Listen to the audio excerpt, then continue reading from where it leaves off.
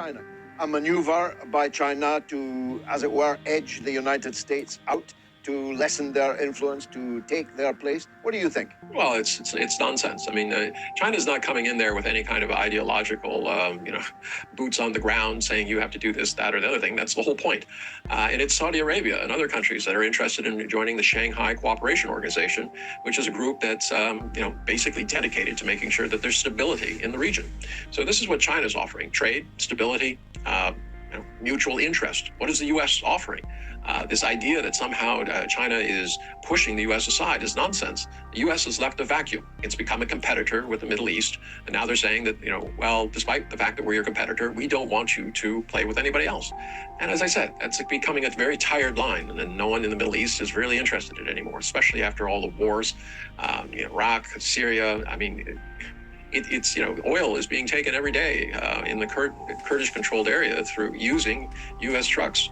That doesn't escape people's notice there. The American public might not want to recognize it, but quite frankly, it's going on. And most of these nations realize that if the U.S. could do the same to them, they would. Do you think there'll be any U.S. reaction to the fact that it seems to be beginning to all go wrong for them in the region? Well, keep in mind that U.S. reaction is based on American exceptionalism, this idea that the U.S. must be in control of the world and that it must put put every country into a cookie cutter, which is democratic, liberal, and capitalistic. This, regardless of whether it fits the culture or what the people want themselves.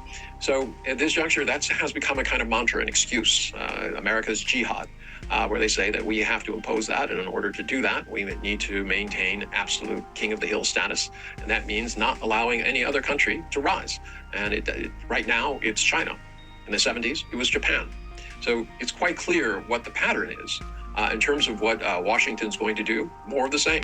Threats, going back on treaties, in essence, telling countries you have to choose, it's us or them, and trying, as they have in the past, to interfere in the affairs of these countries in order to promote what they believe is their just agenda.